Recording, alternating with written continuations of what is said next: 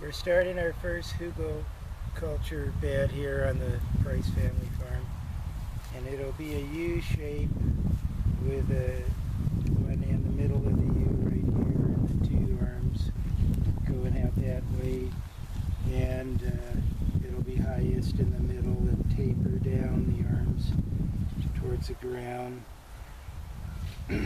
I'd like to make this pretty high, maybe 6 feet tall, mainly because both Noah and I are pretty tall.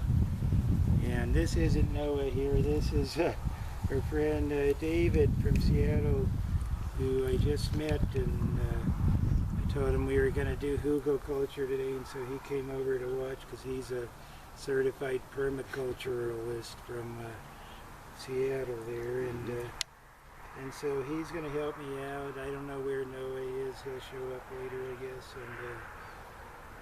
And Noah's 6'4", and we both have a little bit of back trouble now and then. So we like the idea of a tall garden bed that you don't have to bend down too much to work on.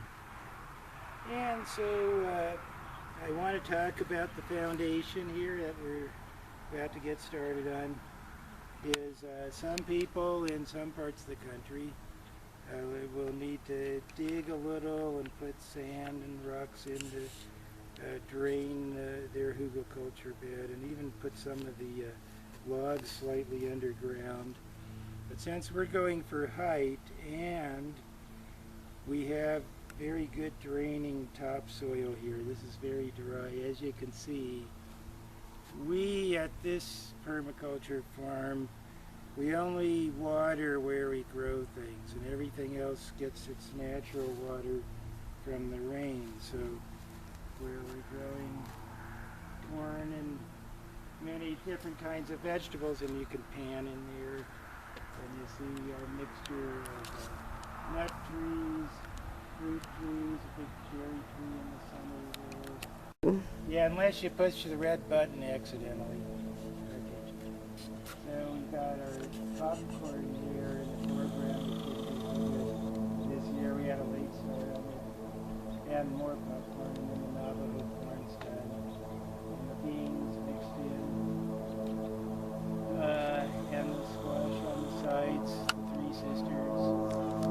Our yellow corns over there. I don't think anybody can hear you. Oh, you can't. I can't. Yeah, okay, what I was saying was biodiversity, only water where you're trying to cultivate things is what we're doing here.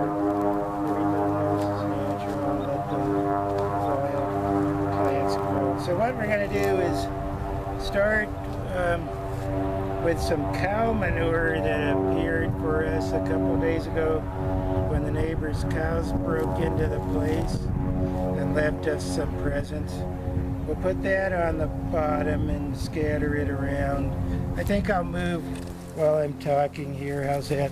It's not so boring for the viewers. And I just brought a little bit of cow manure over here to Dave, and we'll put that in the center of where we're going to start in. So the other reason we're not digging, like some people do, it's all ecosystem relevant, is that about 1.5 to 2 feet below this dry sandy soil is clay, pretty much all over this place. So if we dug down, we'd be hitting clay and you wouldn't have any drainage, right? So it's perfect for kind of rejuvenating the soil around our Hugelkultur bed. We'll get a subsidiary benefit from having a Hugelkultur bed here. On one side it'll get a little shade. All around it it'll get some moisture. And now why don't you photograph our wood here? We've got our wood cut and ready to put into the structure. And I'll go get some more cow manure in a little while. And we got bison manure, and we have our compost, and we have our fill dirt and our topsoil that we're gonna mix in everywhere.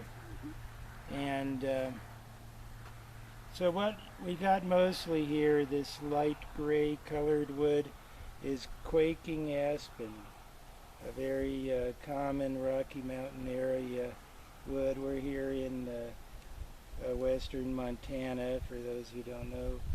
We've got a lot of that. This is what quaking aspen looks like when it's aged, as you see here, as it's starting to break down. So this one that's already breaking down a little will go closer to the top. The fresher quaking aspens that were cut this year and last year will be closer to the bottom. And then we have some river birch over here, which is another native tree around here in all the wetland areas. And we got just a few of these, and they break down real well. And we have access to a lot more of this if we'll need it in the future. And we're leaving some of the small branches and leaves in as part of the structure. But the foundational structure will be the large logs and the dirt and manure, and then, you know, everything will be interwoven. And that's where we're going with this. So you can pause now. Start. All right, started. Okay, so what I'm going to do to start this is, we just went out and got some more of that cow manure and some of the gopher dirt out around the corn with dirt piles. And what we're going to do is lay out the pattern, the U shape, for the Hugelkultur bed. So I'm just going to set the direction here on both sides so we have a nice U shape. And some of that fresh cow manure, which will take longer to break down, so we're putting it on the bottom. And this is where you'll see a lot of the residual benefit to the ground around it, with this rich manure at the bottom, spreading the nutrients out around the Hugelkultur bed. And so we're just making a nice U shape here. And then we'll start elevating it.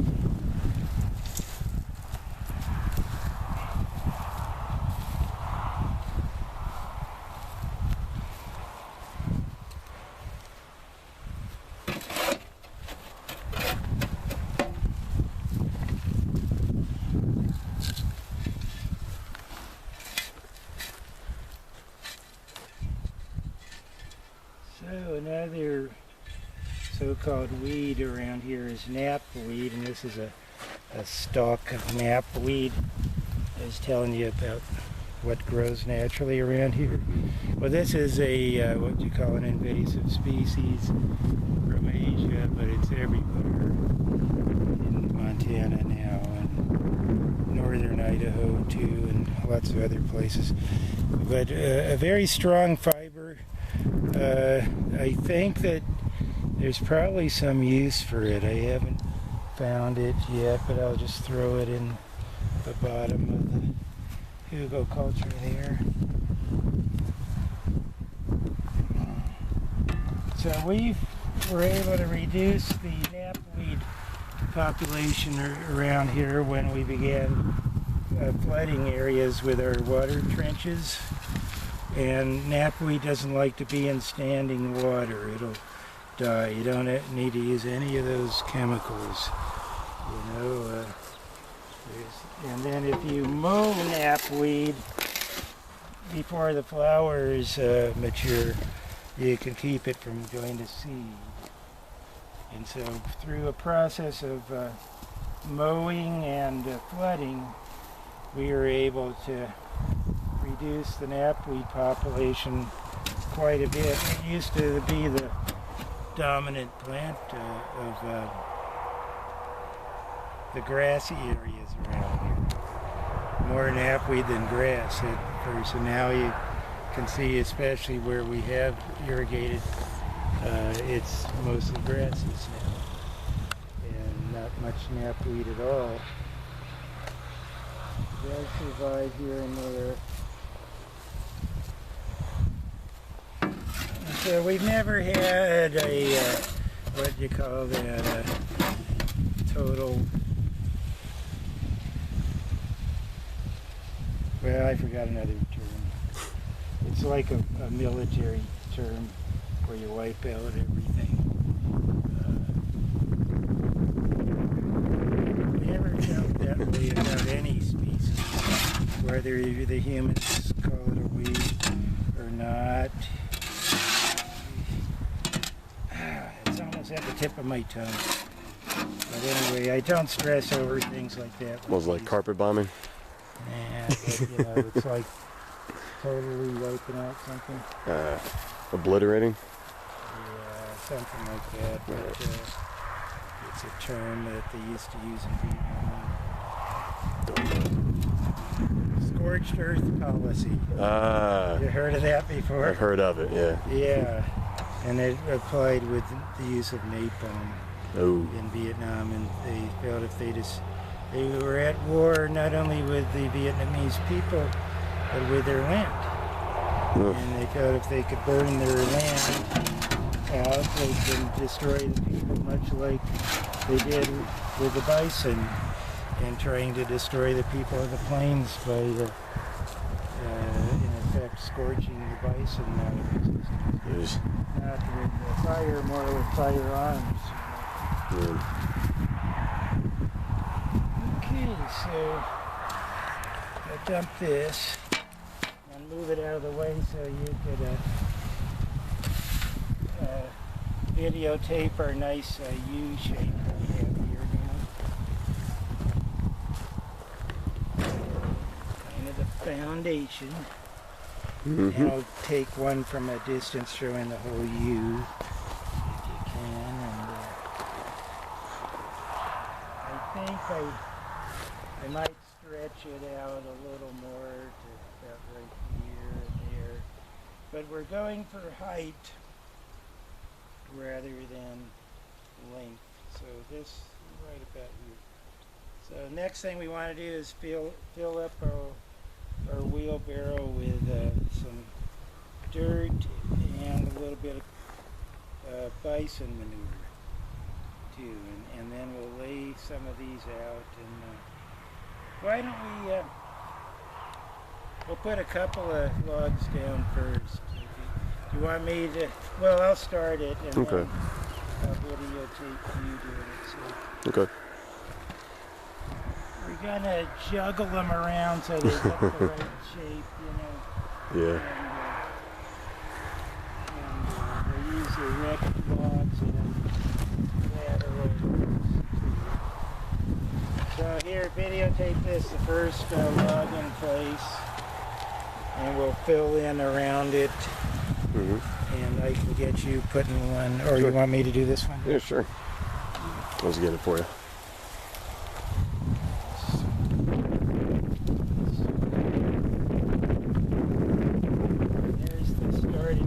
Right there. So we'll you can just be mixing it up here, and yeah, right along there is good. Thanks, David. And might as well do one more on that other part of the U. Yep. Looks great. Okay, so now I'll pause it. What did I do? I pushed the wrong button. So now David's, well, we just went over and got a big wheelbarrow load of topsoil from when we had dug out the topsoil to make our underground greenhouse over there. That's partially about 2 feet underground. And so all of that topsoil we're putting to good use in the Hugelkultur bed now, at least a good amount of it. And so what we're going to do now is just fill in under and over these logs, not have air pockets, you know, as best as we can. So we'll get to doing that now. I'll turn this off and start helping them out.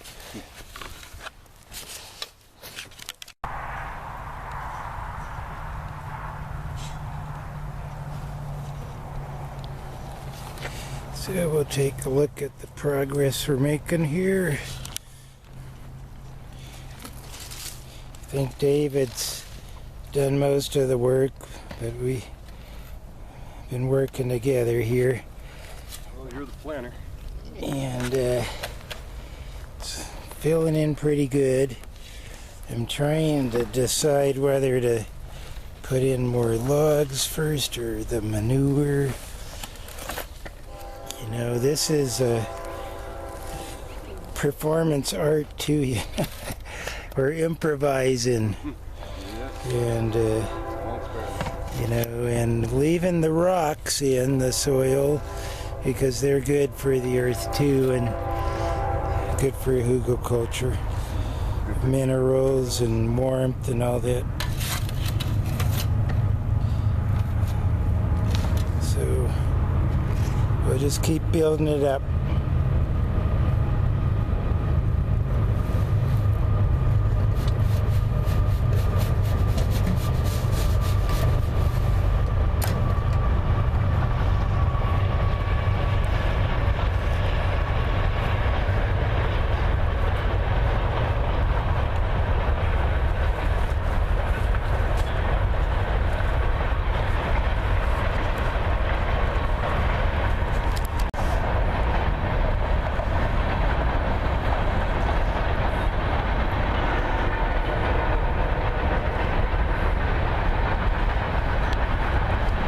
Whoops.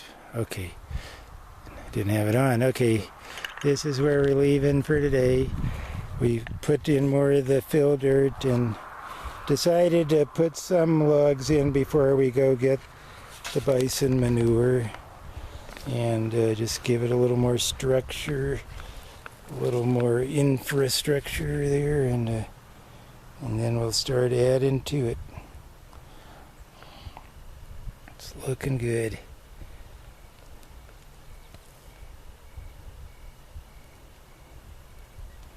Yep, okay.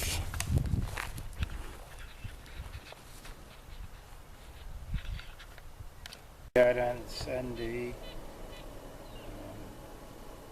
so it's Tuesday. I don't have to teach today. I'm starting up again. Got a wheelbarrow load of Comfrey here with a little bit of that cow manure from the cows breaking in. And so I'll start putting that around right now. Probably then get some more Comfrey and then more dirt and then stick some more poles in and around there with all this wood we've got.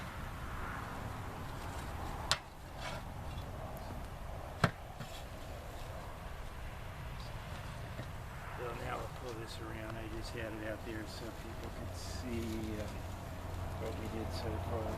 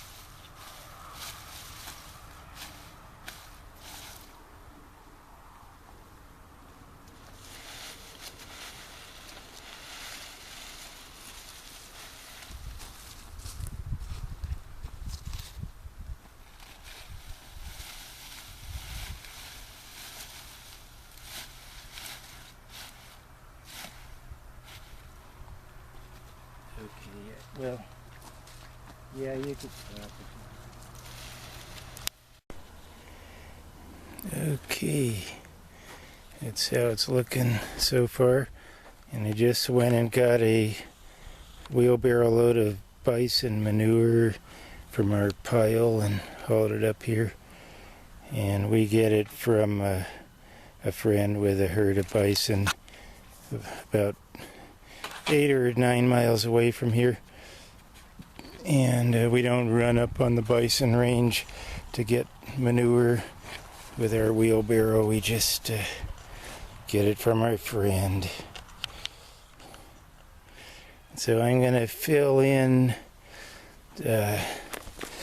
some of these gaps and on top of the Comfrey with the bison manure, and Noah's bringing some dirt, and he's going to put the dirt on top of the bison manure after I get this on here now. Okay, thought I'd take a little walk around the work in progress here.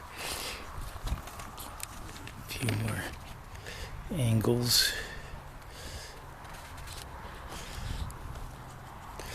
Just put a bunch of wood and branches and leaves on.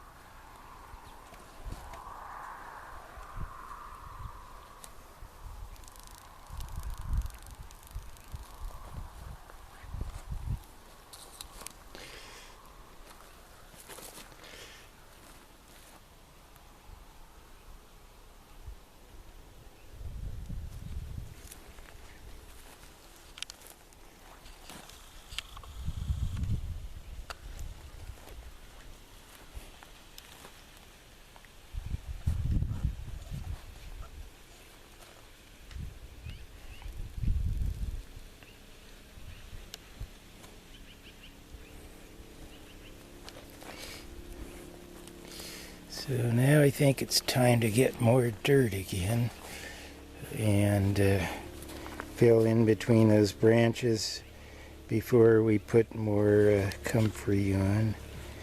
Oh, here comes Noah with a bunch more comfrey. Okay.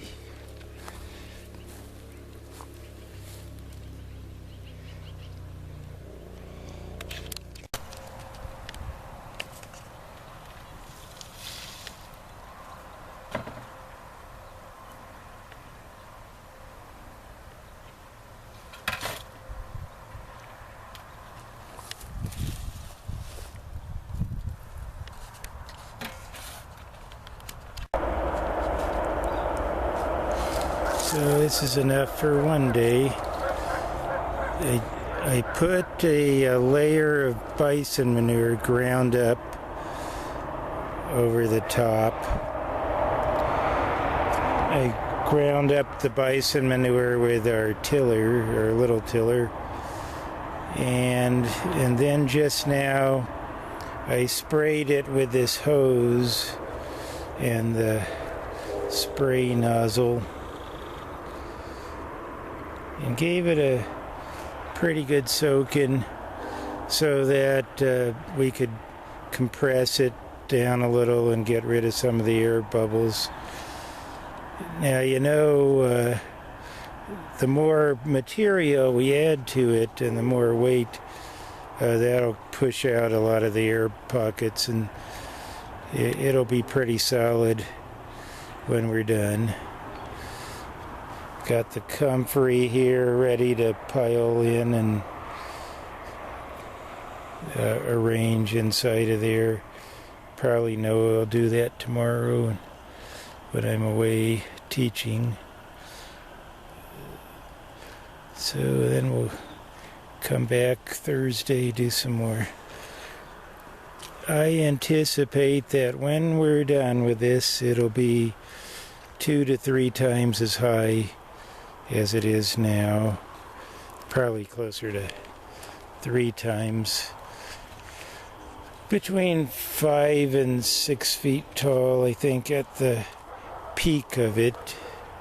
in the center. So we'll add more dirt, a lot more dirt. It seems to be the main ingredient after the wood, and then comfrey and manure and all these branches and leaves too. And we'll just keep piling it up until it's as high and thick as we would like it to be. When it feels right, we'll stop. Let's get a view from back here. Shaping up nicely.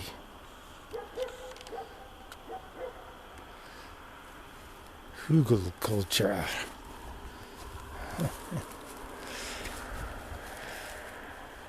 Think we'll add a lot more logs to before we get it much higher.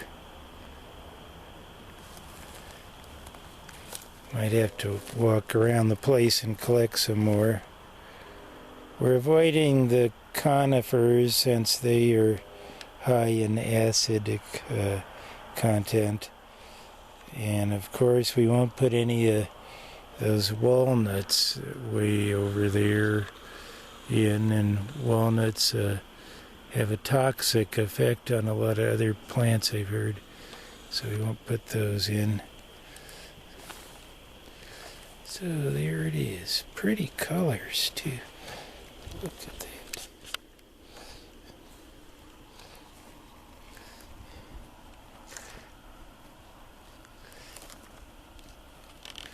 Maybe it's because it's sunset time.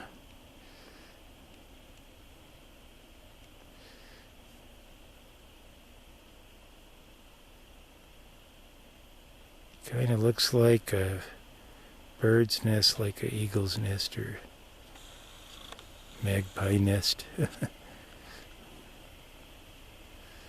Well, okay, all done for today.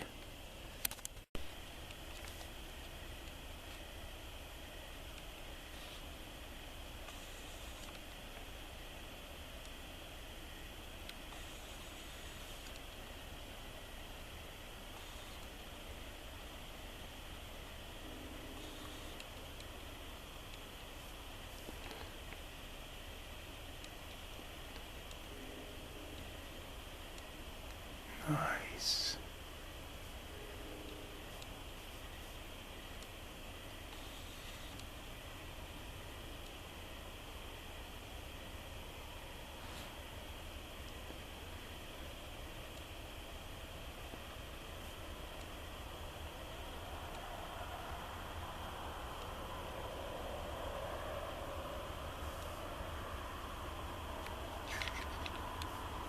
What you doing, DJ? Thinking about pooping in there, you little rascal?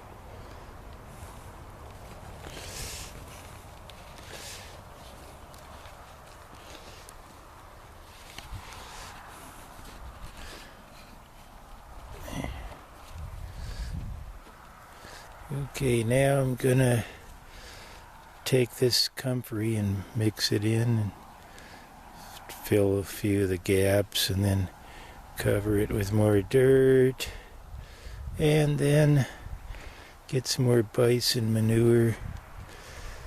And I'm going to go find some more river birch logs that were cut a couple of years ago that I think would be real nice to put on the top. They're over there across the irrigation canal somewhere. The irrigation workers cut them a few years ago, so I'll go over there and get them.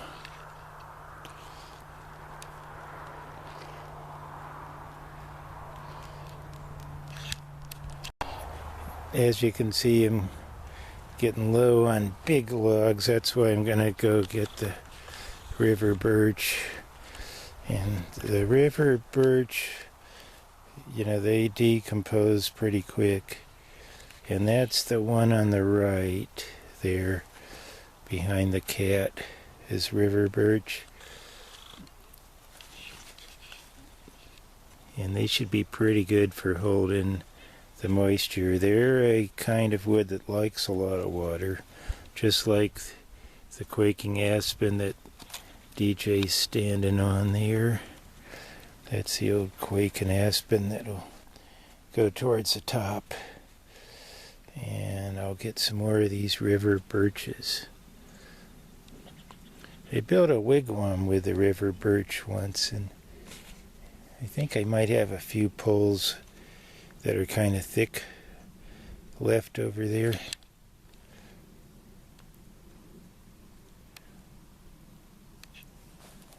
DJ, the one-eyed cat. His left eye doesn't work because of an owl attack a couple years ago. Yeah. Okay. Now the Comfrey is in place.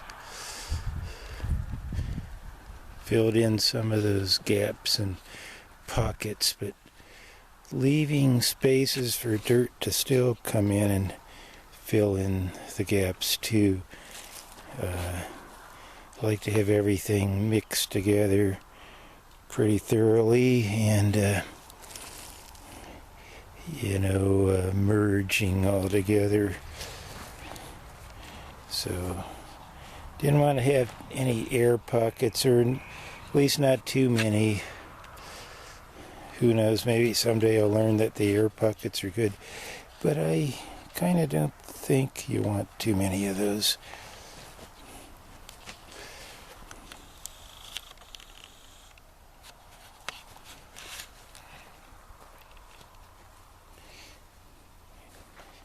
Probably needs a little air here and there to do its work.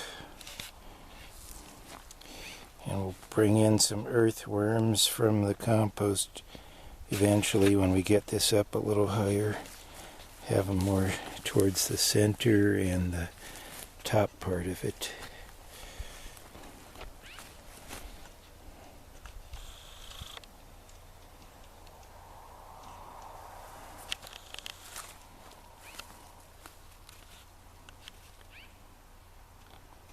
Just so nice. Coming right along.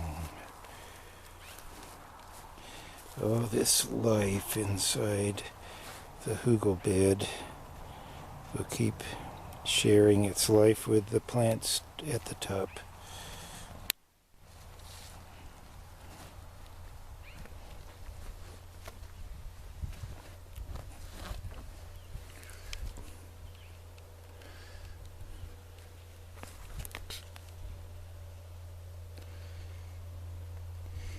Okay, a little more dirt now.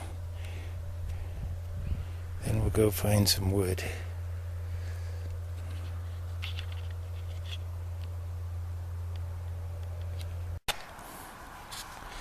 Well, 3 wheelbarrow loads of dirt later, and I've just about halfway almost covered all that comfrey.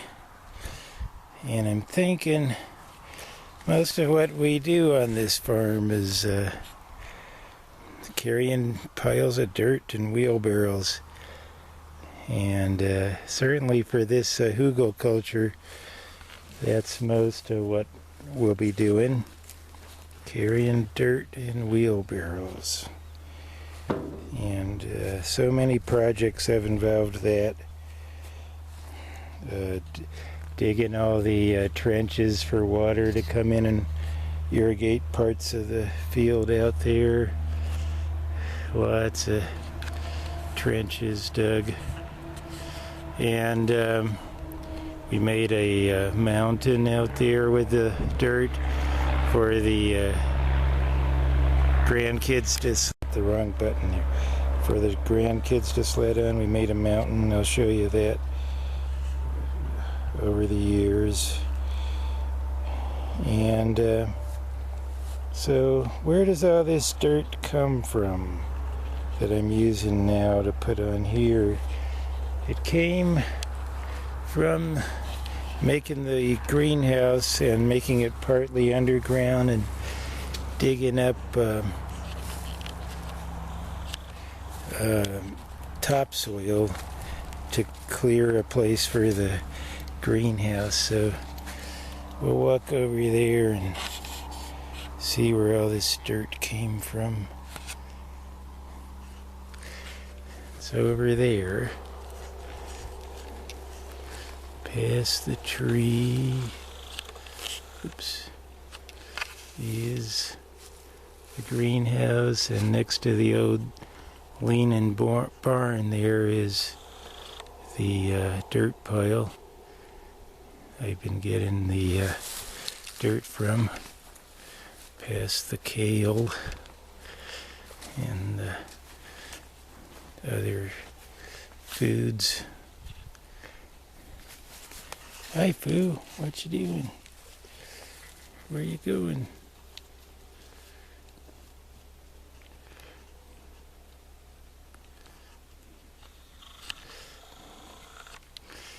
And so there's the greenhouse. There's the dirt. And to the left of the dirt pile is the compost.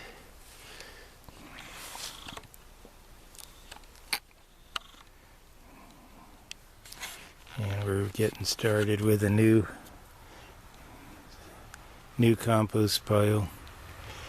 Just spread out some for the seed base of bioorganisms. Yesterday, Noah did. And we'll start piling it up again. I'm kind of afraid that this dirt pile is holding up that leaning barn there. But it's been leaning for many years and hasn't fallen over. One day we'll brace it up, I guess, or tear it down. I don't know what we're gonna do. There's some tomatoes and garlic and onions down there, and next to the kale, more tomatoes. Thankfully, we've had this Indian summer and lots of warmth to ripen up the green tomatoes that we planted kind of late this year.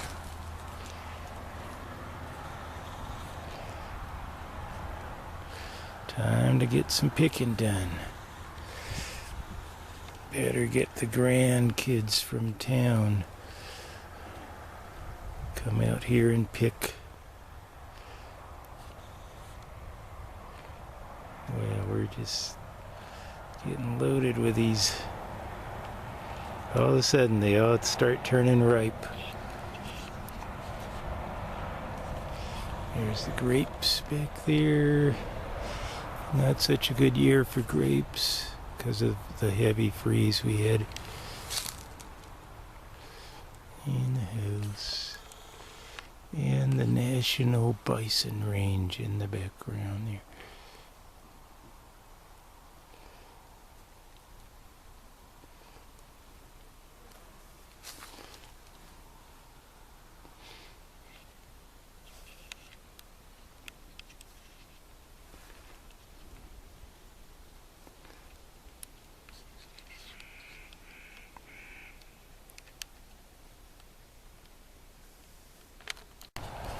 So Noah's out there harvesting buckwheat. First time we've ever done that.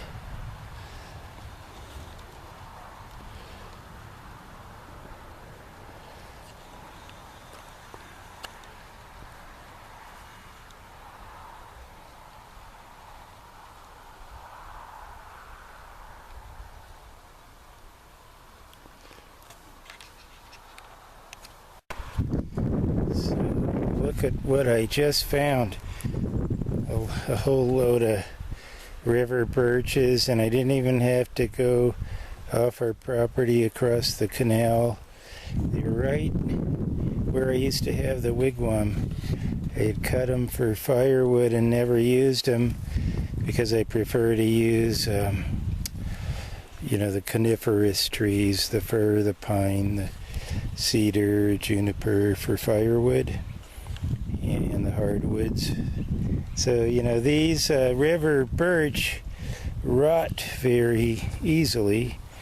These have been in the open sun, full sunlight, and so they weren't wet, but they're kind of rotten or starting to rot inside. Perfect for soaking up water like a sponge in a Hugelkultur bed. So I'm real happy. It's like a treasure that I forgot I had, and I didn't know what I was ever going to use it for. So we'll be putting these in the Hugelkultur bed. Let's get an angle here. So there is where they're going to go.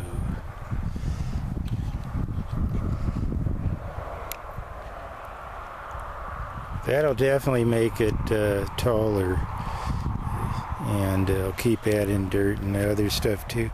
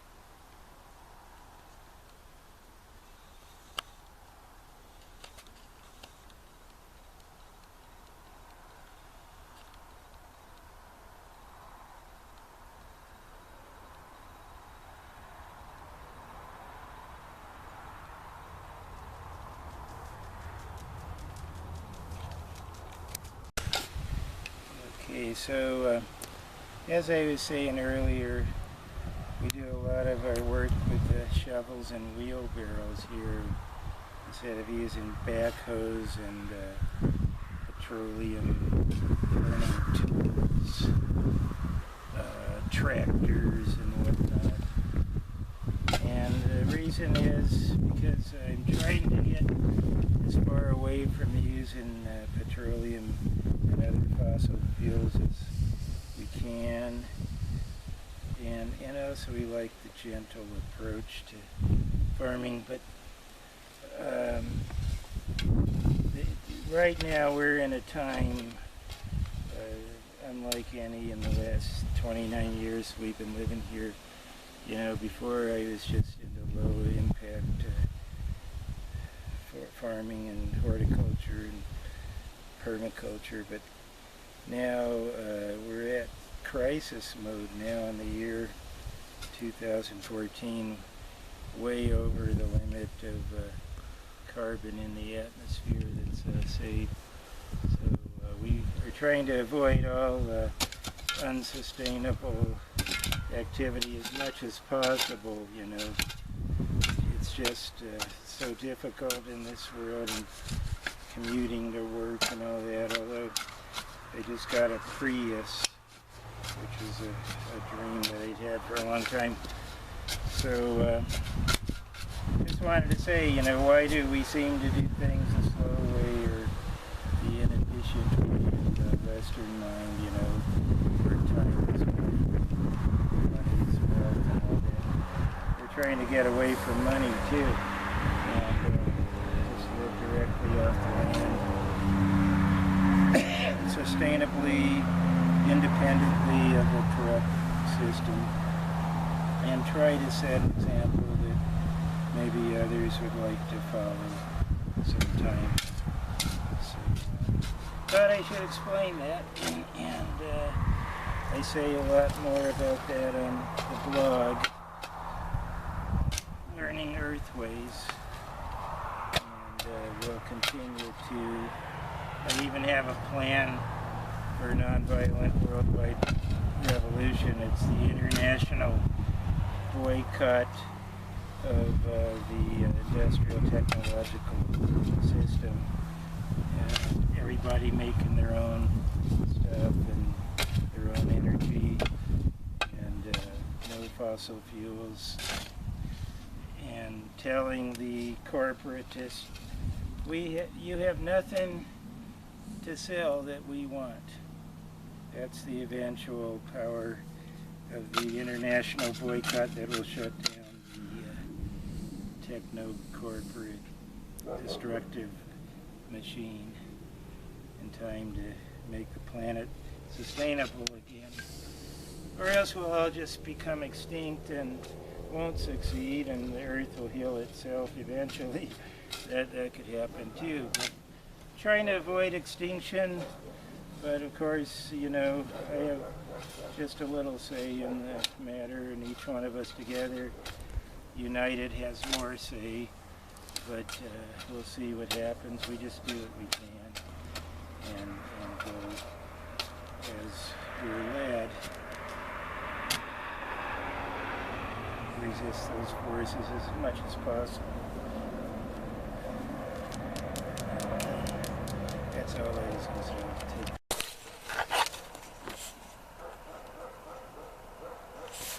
So Noah's harvesting the buckwheat, cutting it down by hand, piling it on a plastic tarp here.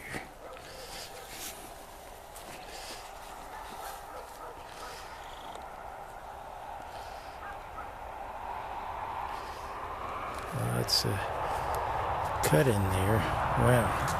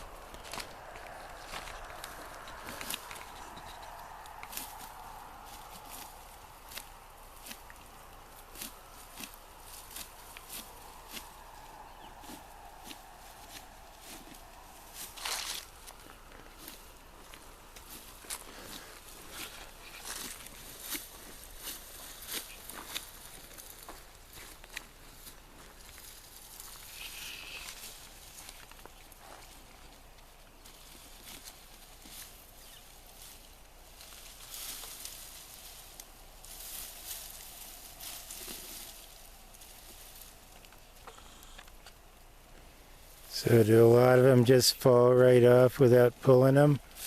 Huh? Do a lot of those seeds just fall right off without pulling them? Or do you have to, you know, like picking them with your fingers? Yeah, I could pull the sage off like that. What if you just kind of shook them? Would they just fall off? Yeah, a lot of the ripe ones would. The unripe ones wouldn't. Yeah. It's good to know that. Yeah, it'd be good to get it lit before the frost, before they die over, then they wouldn't fall off as easy. Oh yeah? Yeah. And then just dry them out somewhere before you get them off? Well, they just wouldn't fall off as easy when the plants are dead. Yeah. I mean, a lot of them are live still. Mm-hmm. Yeah, I still see some green in there. The seeds don't grow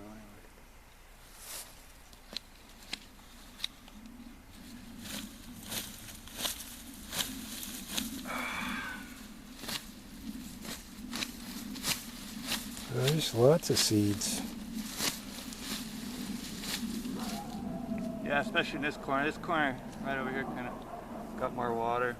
Oh, Next to the corn. oh yeah.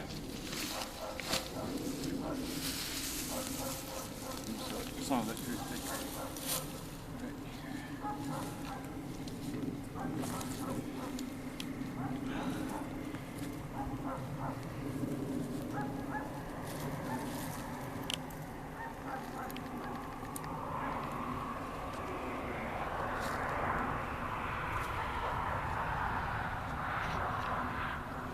Now we can see if the seeds come up next year or not. Yeah. I don't know.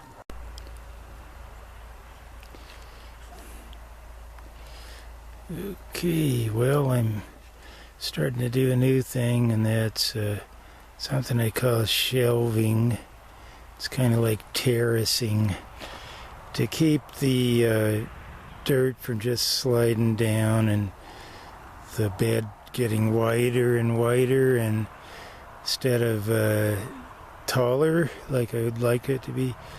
So I'm making these little shelves, as you can see here, as I go along, and it starts to change the direction for how it builds up to being a more vertical direction instead of just spreading wider and wider at the bottom. Now, of course, a little bit of dirt and other material will continue to slide down, but these slopes will get steeper, and you'll have more of a vertical sides as it goes along. It takes a little while. Now over here you can see before you shelf, it's just getting wider and sliding right down there. And so now I'm kind of putting the brakes on that, and the dirt will hit the shelf and start piling up higher. I think the shelves will be a good place to put these more logs that I have over there. 2 shelves all around, and then I'll flatten out the tops and put logs on those too. The tops will be like another shelf, and just keep making it more vertical.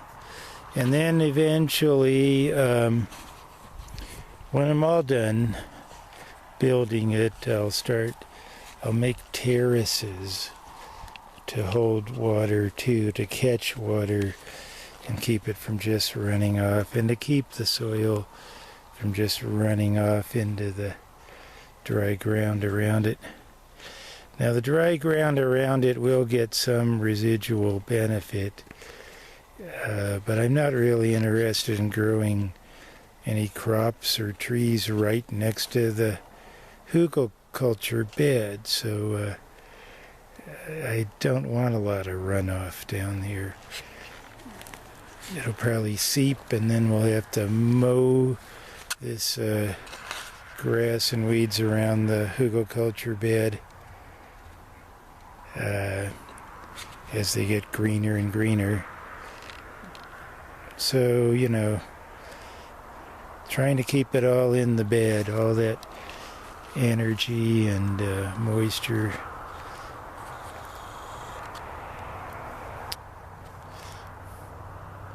So a little more shelving, more dirt all the way around, maybe a little compost, and then these logs and branches we'll put in and continue to build it up to the top. Takes a while, this whole process, especially when you have to stop every other day and lecture and meet with students and grade papers. Yeah.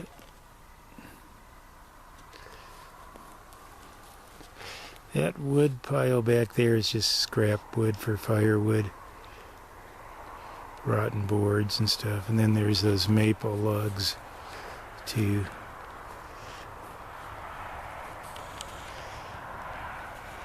So here we are. I don't know how many hours I've put into it so far, because it's just been parts of days, skipping days and all that. I guess we started a couple weeks ago.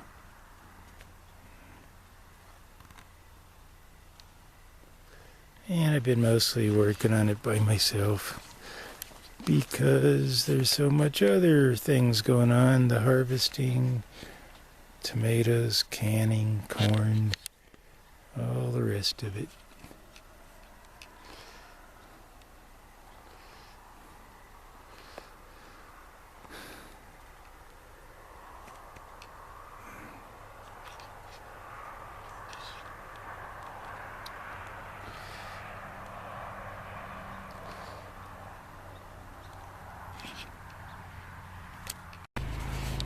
Okay, so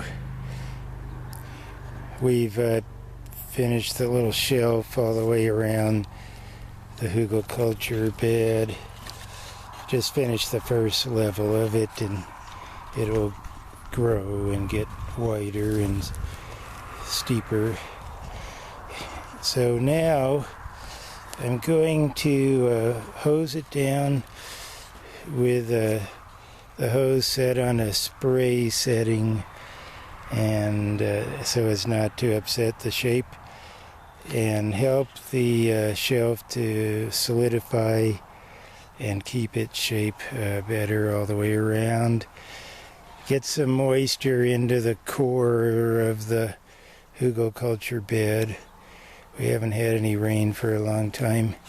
It's the 20-something, 19th of October, and in a lot of ways it still looks like summer out here. Lots of green on the leaves. And this is western Montana. Just starting to turn yellow and orange in towards the end of October. That's another one of the evidences of climate change and pattern disruption and all that. So we're gonna, Barbara is gonna hold the camera, and I'll start spraying the Hugelkultur bed. Let's get you in the picture. There's Noah over there doing something.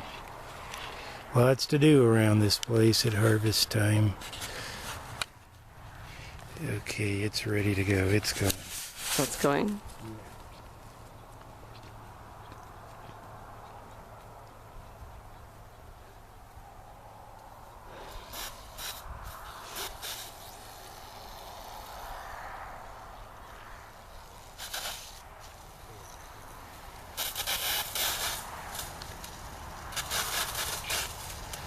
Where do you plant your plants, I wonder? Where do you plant your plants, I wonder? Oh, it's got a ways to go till we get there. Oh, okay. Yeah. It's all going to be about this high, I think, when we're done. Wow, that's We're just high. building up the interior. And,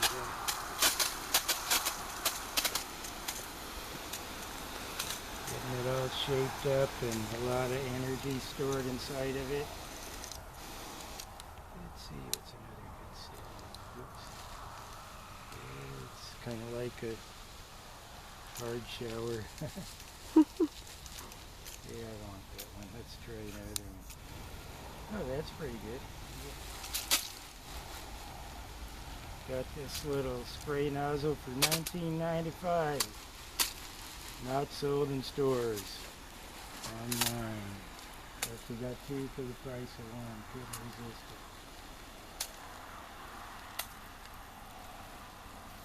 one for the greenhouse and one for the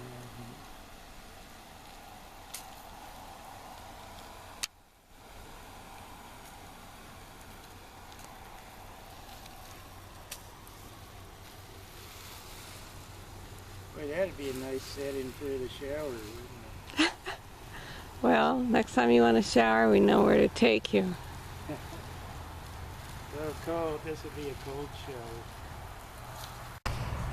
So that took about, I guess, 15 or 20 minutes to get it fully soaked, and you can see how that terraced effect is going to catch water eventually.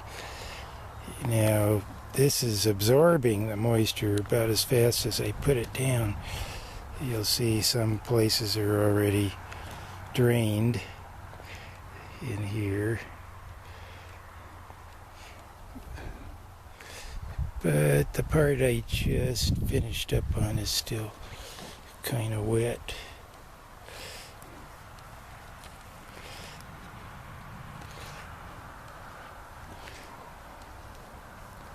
Oh yeah, there's a nice little puddle. And then that goes in and it gets soaked up by the wood, the rotten wood, and stored in there. And these things, they say you hardly ever have to water them. Maybe a couple of times in one summer, I've heard. Depends on the rain and the heat, of course, and all the other variables. But anyway, here we go. And I'm going to put a few branches on before I put some more comfrey in that new soil source I found. Got some more bear poop lying around the place. The bear's been looking into our compost and finding fruit parts that got tossed. We've been doing a lot of canning. There's all kinds of stuff in there. So the bear's leaving droppings, and those will go well in here. Still have some cow ones too, and then we'll put that bison manure on again. That I actually had to pay for. The bear and the cows gave it to me for free. Traded the bear a little food. Cows too, I guess. Okay, so I just set some branches in, some quaking aspen branches, some of my greener wood. As I said before, I'm putting the greener stuff towards the bottom. So I've got some of the thinner quaking aspen branches as a reinforcement along the top edge, outer edge of the shelf construction here, the predecessor to the terraces. And might do something like that when I get to the terrace levels too. So there's one branch that wasn't so green, but that's okay. It'll hold moisture, and these will rot and hold moisture eventually, these greener ones. So as you can see, I put them in and around.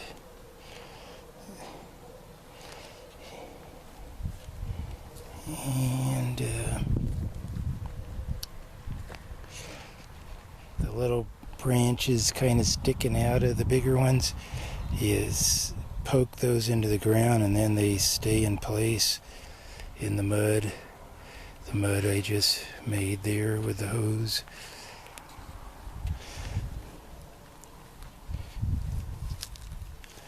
So there you go. So I think I'll throw a little comfrey on top of that, and then the new rich soil source. Get that on there, and then some manure, and I don't know, we'll just mix it all together like a salad. But I wouldn't eat it. Little parts of it you could eat in your vegetables, that's okay.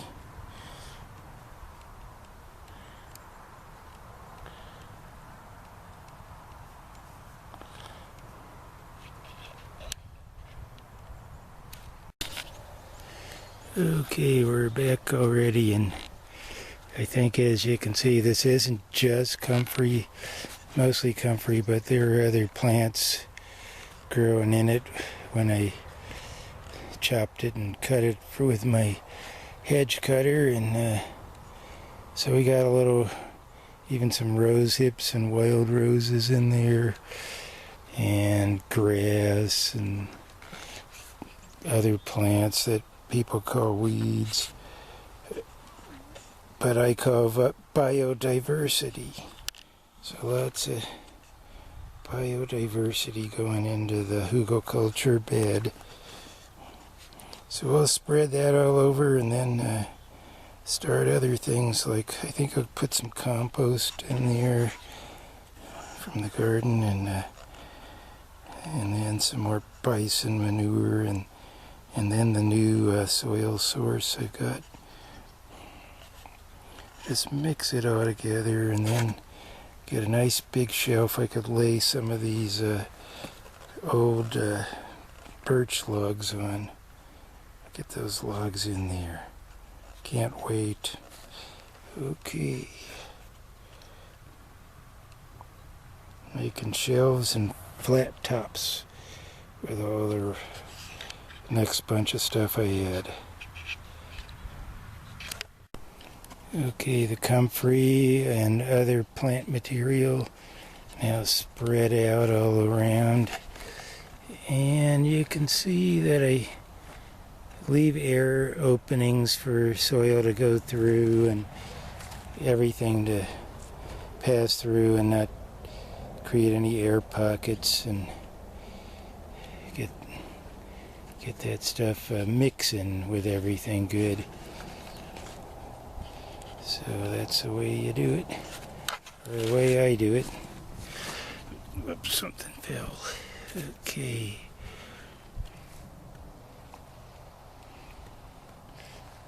Kind of does look like a salad.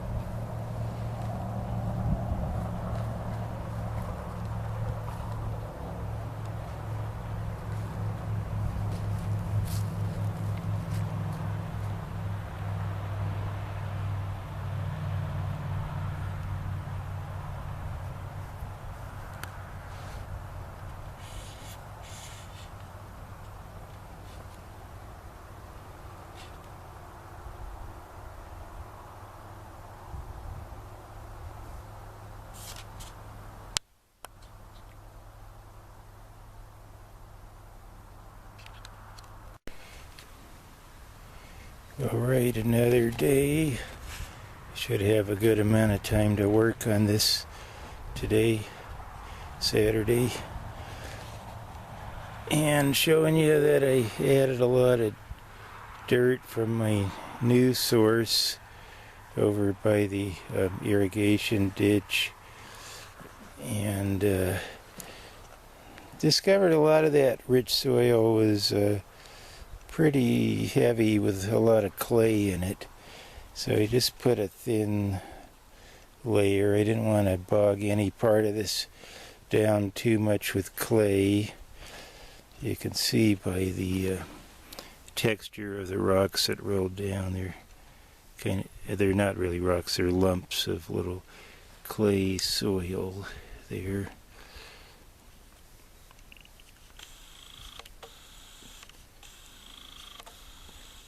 Well, I don't know how to make... Okay, there it is. And so it's rich, but a little heavy in clay. I'll show you the place where I got it. It's just right over there, past the old satellite dish fire area protector. Cut a satellite dish in half and buried it in the ground for fires for a lodge we had there at one time. So we'll go back there in a minute. There's Noah's trailer he occasionally uses. The willow tree we're going to put a tree house in.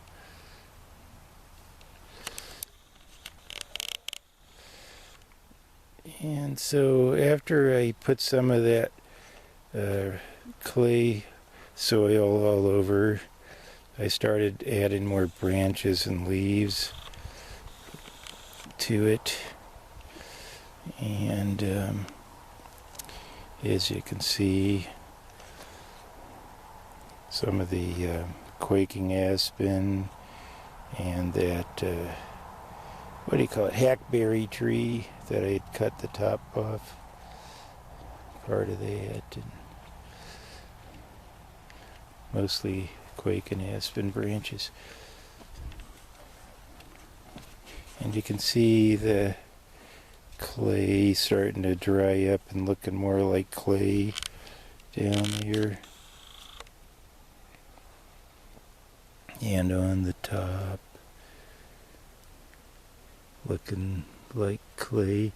So we don't want too much clay in any spot, any one spot, or too thick, because it would block the water flow. So just a little as a filler. DJ, what are you doing? You gotta dig in everything that I dig in, don't you? And we'll put some compost with worms on top of that. And then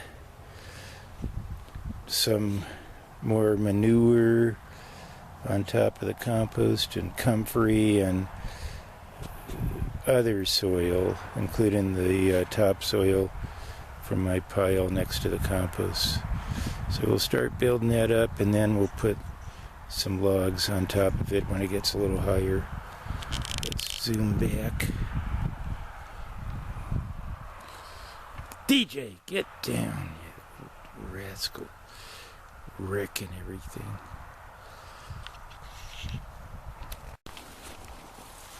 So now we're going to look at the source of that kind of rich clay soil. And you see that comfrey grows around it, so that's a good sign. This is kind of the spillover ditch from where we get water out of the canal, and there's a lot of comfrey in there. I'll be using some of that. And that's where I've been digging. So years and years of debris and mud and whatever nutrients come from the canal water. And behind these cattails, another good sign of good earth, cattails. Behind the cattails is where the water comes out of that culvert. Can we see it there? Yeah, there it is. And behind that it goes to where the pump is over there. You can see it better from the other side. It's kind of crazy looking at it from here. And so only going down about a half a foot in here, because the lower you go, the more clay you get in there. Don't want too much clay, just that nutrient-rich topsoil. And we'll just keep going back in there and eventually make a little pond back in here, I think. Used to be salamanders and frogs in here at one time, when we first moved here about 30 years ago. And predators, including our cats, I think, took those out. And plus, environmental factors from neighboring places where they use chemicals.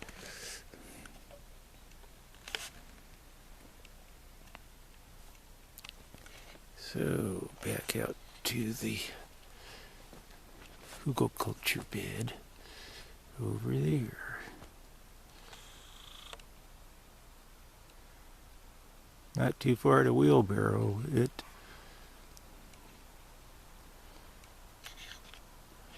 Okay, let's go get some compost and worms.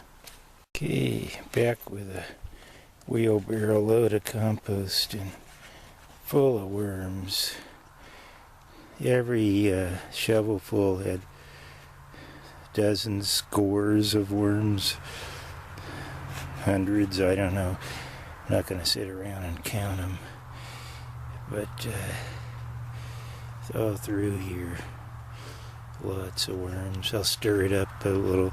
They kind of sunk down, most of them. Hold on. Okay, now you can see some of those worms.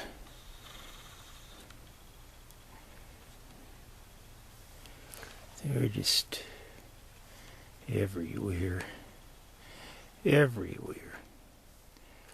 Worms, worms, worms. So that's what the Hugelkultur bed needs right now.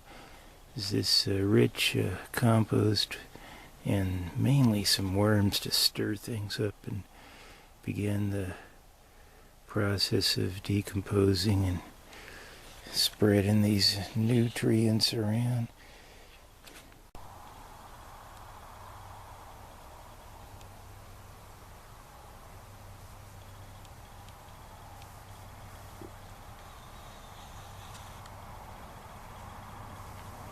Let the worms be the stars of the show for a minute here.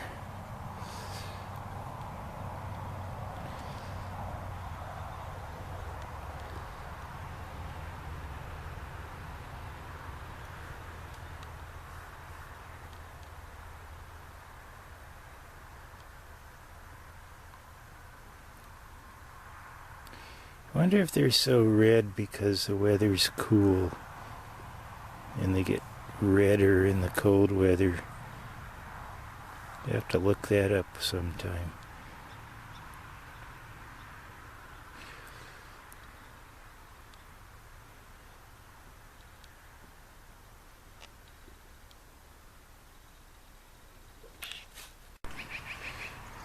So now it's looking a little different. I put on 3 wheelbarrow loads of the compost, and then I started adding the birch logs that I'd set aside, and starting to look a little more like Hugelkultur with more logs on it. And next I'll go get some Comfrey and the earth around the Comfrey. There's some nice soil out in the field where the water, the flood irrigation water, feeds the Comfrey, and it's been, decomposing around there in the field for years and years.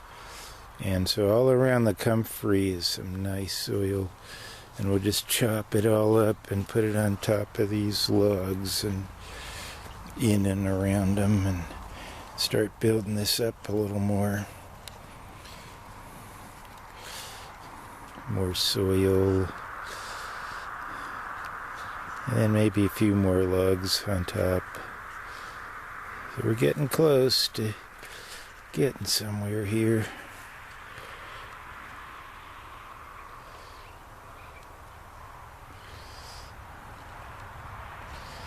I don't think I'll make it quite as tall as I originally thought. This wheelbarrowing dirt and stuff from all over is kind of exhausting. Plus, winter's gonna hit, and then I'll be working in snow, so I may be done pretty soon.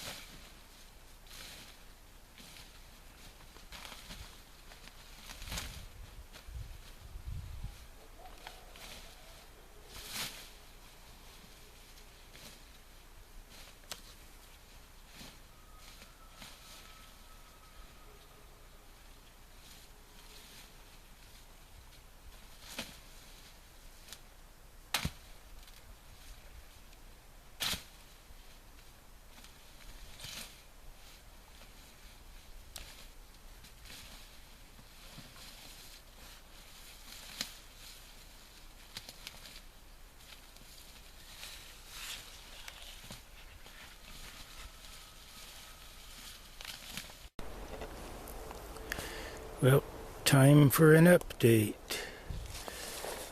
It's November 6th, or yeah, 6th.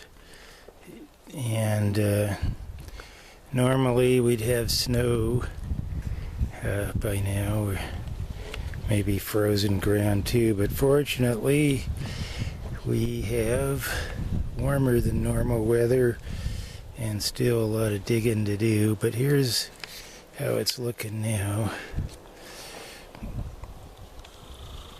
Lots of layers of comfrey and comfrey soil next to the decayed and under the decayed comfrey. A little bit more cow poop. Then our topsoil mixed with the buffalo manure. Getting more of a flat top on the top, as you can see, for laying the last layer of logs pretty soon after we get this up a little higher. And you can see the comfrey kind of sticking through there. And an old birch log underneath it there. Comfrey.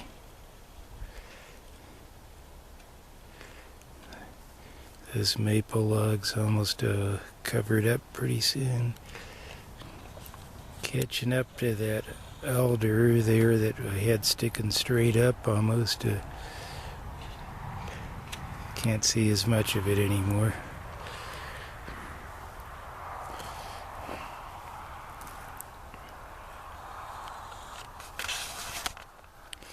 Guess we'll just kind of walk around.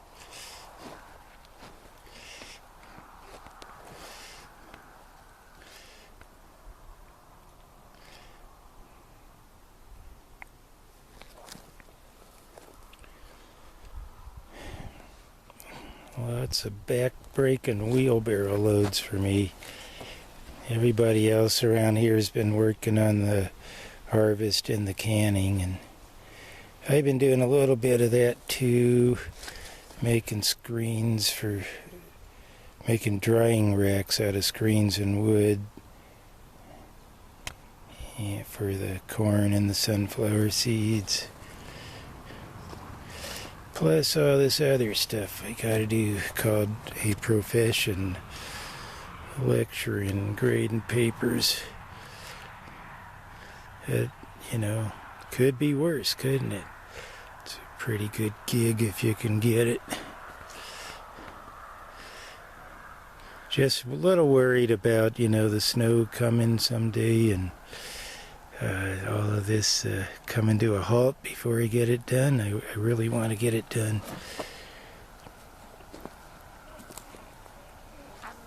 But we got 70 degrees today on November 6th. The Weather Bureau had predicted high of 51. It was 58 at sunrise. They were off. And now it's 70 at about 1 o'clock in the afternoon on November 6th. Well, we realize that other places are drying up. People are going without water. Drought leading to famines and all that. Global warming's no picnic or a wonderful gift. It's just what we've got right now, so we're making the most of it and getting ready to live outside of the system when we can boycott it all.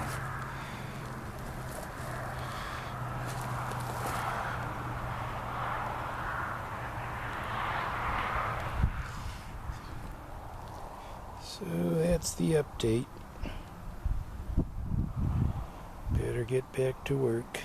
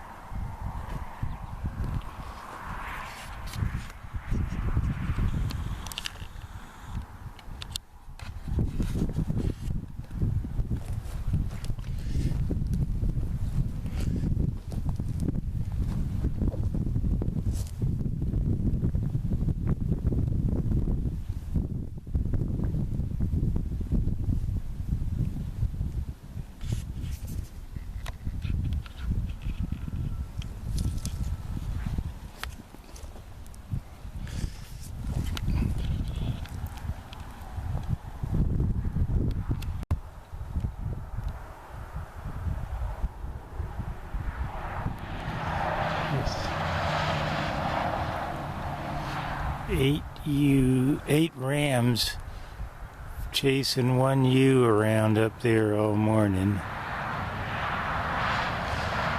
Not a lot of mounting going on, just a lot of fighting. They line up behind her and then keep pushing each other out of line and fighting. Hardly ever see them actually mount. I guess she's behind those trees right now.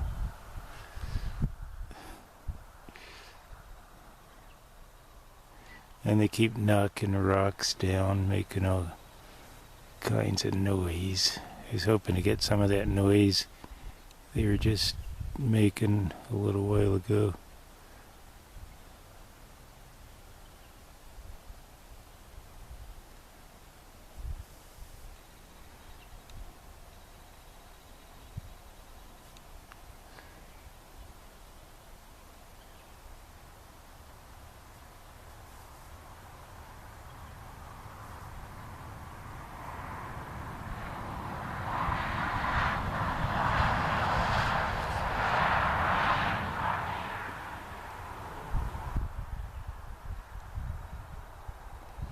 Oh well, maybe they're watching me now. Guess I'll wait a while.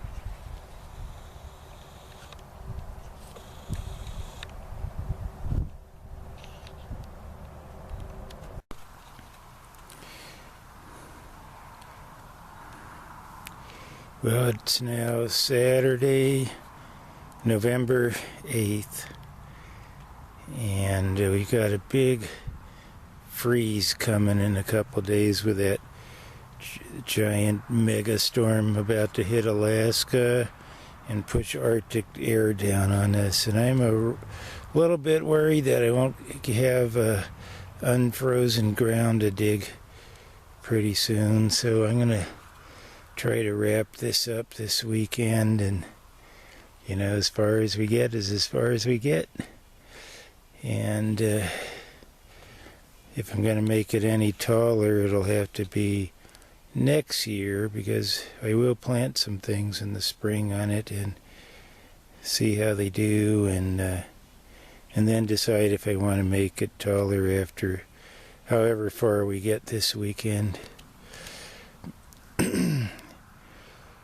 So here's how it stands now. I'm going to put the last logs on and start covering those up, and more dirt on top of that, and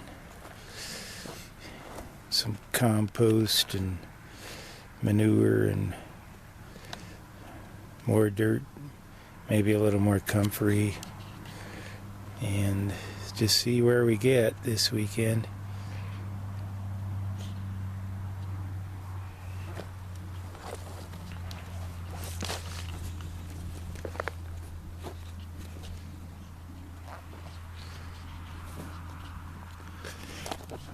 We've been lucky to have unfrozen ground for so long. Well into November, it's real unusual. So all the grading of papers and stuff, I don't have as much time to do this as I'd like.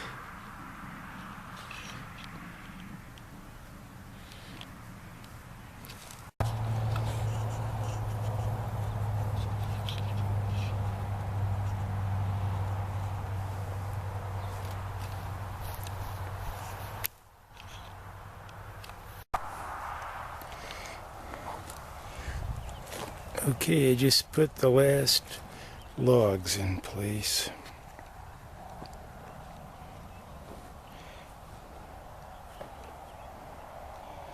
And hopefully that'll be good enough.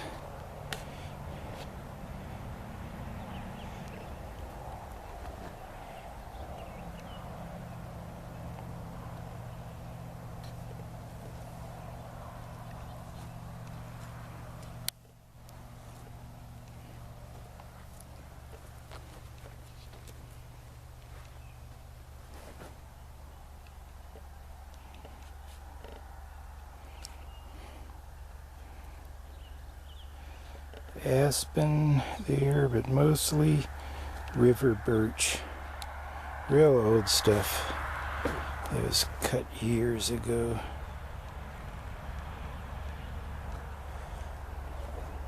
Some of it definitely rotten, as you can see there.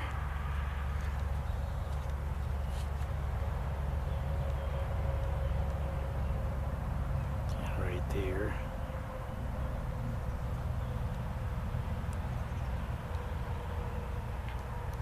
Some of it surprisingly solid for being sitting out on the ground for so long.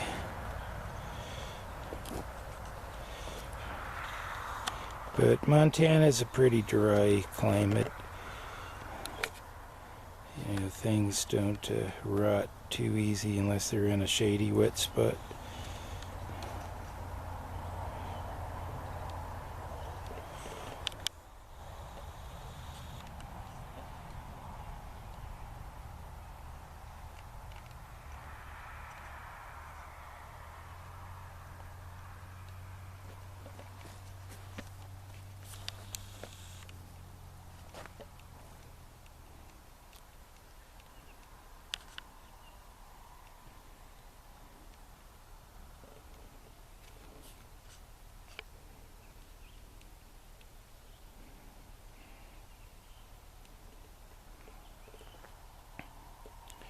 So hopefully I could get at least a few inches of dirt and debris all over this stuff before the ground freezes. We'll see what we can do.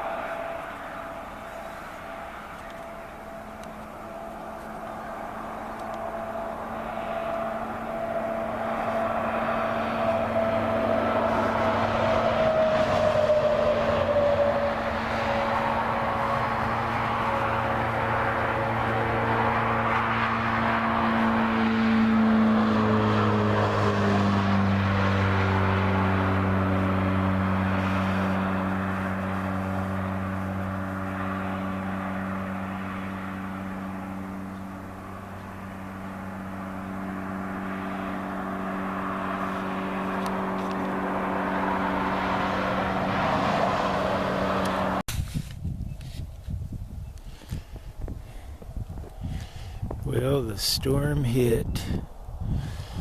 Temperatures plummeted from, we were up at 71 last Thursday, and this morning down to single digits, 9 degrees. We had about 5 inches of snow on most spots, but interestingly didn't pile up that high on the Hugelkultur bed. Maybe due to the warmth of all that nitrogen and energy in there, all of the fertile materials must have a little internal combustion going on within them, or heat generating something. So we're going to stay hard frozen for the near foreseeable future, according to the weather prognosticators, and might not thaw out till March, and then I'll be able to finish this.